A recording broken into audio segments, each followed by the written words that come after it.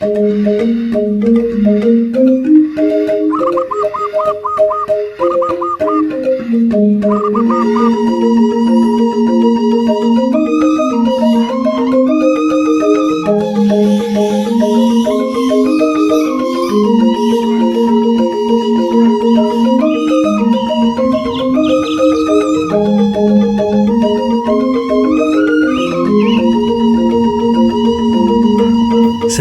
pagi, selamat siang, selamat sore, selamat malam. Kapanpun teman-teman menonton video ini, kembali lagi bersama Dr. Amarta. Lagi tren ya, lagi tren di grup Bibit. Di grup Bibit Facebook nih, lagi bahas switch. Seakan-akan sudah menjadi manajer investasi paling smart gitu ceritanya. Saya punya unpopular opinion. Unpopular opinion, pendapat berbeda, saya yakin saya akan dihujat. Tapi tolong tonton dulu sampai selesai, biar teman-teman bisa melihat dari sudut pandang saya ya.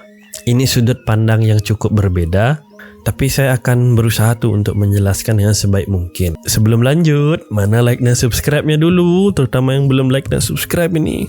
Ini materi mahal, saya susun dengan mengorbankan waktu demi membuka wawasan teman-teman. Sehingga teman-teman bisa melihat dari sudut pandang berbeda dan memiliki wawasan yang lebih terbuka ya. Dan siapa tahu nih dari materi ini teman-teman bisa menghasilkan keuntungan loh. Jadi buat teman-teman yang belum tahu ya, switch itu di reksadana adalah memindah tabungan reksadana kita. Misalnya tuh dari reksadana pasar uang ke reksadana saham atau begitu juga sebaliknya ya. Tujuannya kan simpel tuh, sebenarnya untuk merealisasikan keuntungan. Jadi misalnya sudah di puncak dia, biar kita take profit dan biar nggak sampai ikut downtrendnya ya, kita bisa switch. Jadi kayak ngikutin arus tuh, udah di atas langsung take profit, pas dia turun kita nggak ikut. Perlu dicatat ya kalau switch itu hanya bisa dilakukan di produk reksadana dengan manajer investasi yang sama. Misalnya ya Sukor sama Sukor tuh bisa, salah sama-sama Sinarmas bisa gitu. Masih pusing ya, masih pusing.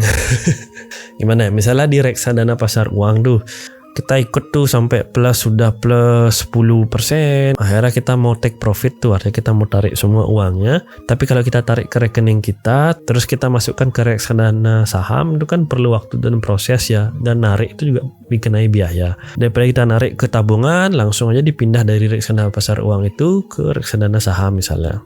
Banyak kok yang udah jelasin tuh tentang switch tuh. Kan Pak Dodi juga ya, Pak Dodi bagus tuh penjelasannya tentang switch tuh. Silakan tonton video beliau yang di sini. Kalau saya pribadi, saya kurang setuju dengan switch. Dengan catatan, ada catatan dulu loh. Sebelum saya mulai dihujat, catatan pertama, kalau dana yang ditaruh di reksadana itu masih kecil, contohnya ya misalnya 1 juta, 2 juta.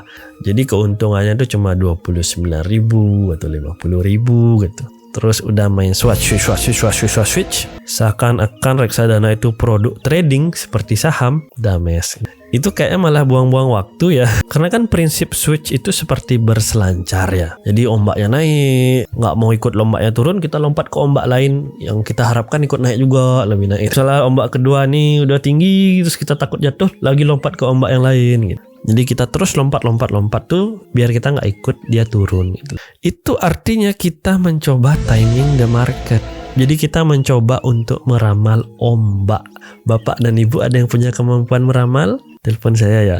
Hal-hal seperti itu perlu analisa mendalam, perlu pemahaman mendalam. Tidak cukup kita aja belajar dari histori ya, performa masa lalu. Karena apa? Karena itu resikonya besar sekali Bapak dan Ibu. Oke lah kalau kita peselancar handal tuh, lompat sana sini jago tuh. Kalau bukan, ya tenggelam. Bisa aja minus loh, cut loss akhirnya. Merusak pondasi investasi kita gitu. Demi keuntungan yang kecil tadi itu gitu loh. Kalau kayak Pak Dodi misalnya dia melakukan switch itu dananya ratusan juta loh. Artinya sudah nyentuh M. Itu baru worth it gitu.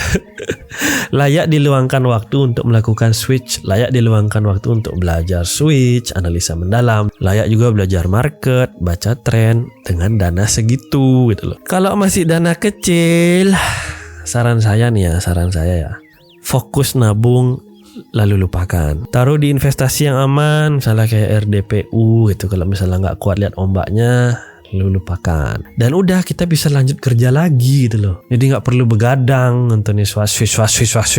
Jadi saya sampaikan ya teman-teman, saya nggak bilang kalau switch itu salah. Saya hanya bilang saya kurang setuju dengan switch di situasi-situasi di atas tadi. Memang switch itu hal lumrah yang dilakukan ya. Dan itu sudah biasa di dunia investasi. Makanya reksadana itu ada manajer investasinya.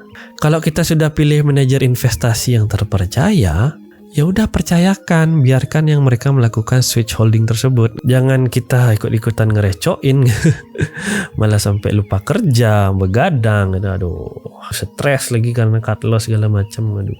Ya udah deh, kita update ya portofolio saya di bulan November, bulan baru, semangat baru. Saat ini teman-teman bisa lihat ya, kan masih 550 juta karena saya sudah withdraw 1 miliar kemarin tuh ya. Saya mau top up lagi jadi 1 miliar. Sekalian saya ajakin teman-teman tuh, saya kasih tahu cara top up di Bibit ya. Jadi kita top up aja 500 juta sekarang ya. Sebenarnya 450 juta aja cukup sih. Karena ini ada perubahan nih, aduh. Bibit nih nggak ngasih tahu lagi. Seharusnya sih maksimal sekali transaksi itu kan 100 juta ya per sekali transfer. Jadi seperti biasa ya, makanya saya dari dulu kalau mau nabung 1 miliar, saya transfer 100 juta, 200 juta sehari jadinya ya. Selama 5 hari berturut-turut gitu. Cuma ini kemarin, udah nggak bisa lagi transfer 100 juta ke virtual akun Bank BNI gitu, kata customer service-nya gitu.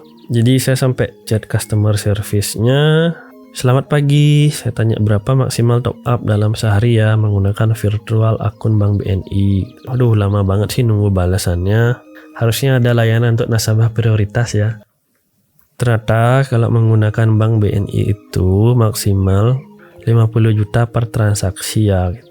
Berapa nominal yang kakak ingin top up? Saya bilang saya ingin top up 500 juta. Ingin lebih bisa coba via manual transfer. Aduh, lagi disuruh ke bank. Males.